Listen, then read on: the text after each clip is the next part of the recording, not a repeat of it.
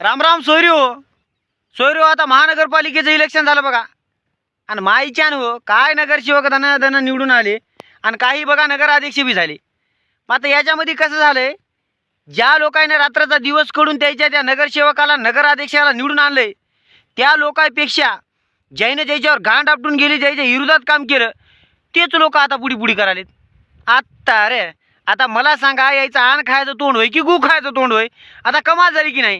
ज्या लोकांनी निवडून आणलंय ते पुढे पुढे नाहीत, हार घालायला विरोध पक्षाचेच पुढे आहेत.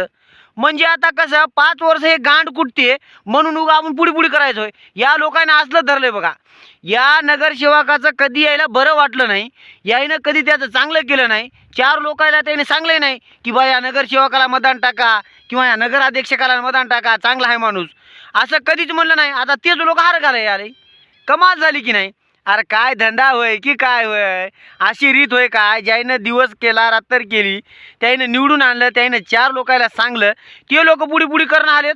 आणि जे लोक विरोध पार्टीचं काम केलेत आणि हे निवडून आलंय आता ह्याच्यात पुढे पुढे करायत. आता होय की नाही अवनीतीचा बाजार? आमच्या इकडे याला अवनीतीचा बाजार म्हणतात. मात्र तुम्ही कितीही पुढे पुढे करा आणि कितीही काही करा, हे निवडून आलेला नगराध्यक्ष बराबर तुमच्या गांडीमध्ये खुट्या घालते.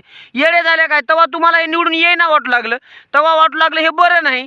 आता आलं की नाही निवडून? याचं कार्य चांगलं आहे म्हणूनच निवडून आले की. एवढे लई नगरसेवक आलेत, बऱ्यानं आलेत काय? कार्य चांगले आहेत, जनतेचे कामं करत असतील. मात्र तुम्हाला कधी यायचं बरं वाटलं नाही? थांबा बेटे हो, मला चेकाचं ध्यान आहे. कोणं मतदान टाकलंय, कोणं मतदान टाकलं नाही, कोणं दुसऱ्या पार्टीच्या चुगल्या केल्या, सगळ्याला तासून खुट्या मारायला होतो. मी इकडे गावामध्ये खुट्या करायचा हाव. केल्या खुट्या की नगराध्यक्षाला लिहून देतो, सांगतो याला खुटी मारा त्याला खुटी मारा, तेव्हाच तुम्ही वाटावर येता गाणं म्हणजे हो. हट.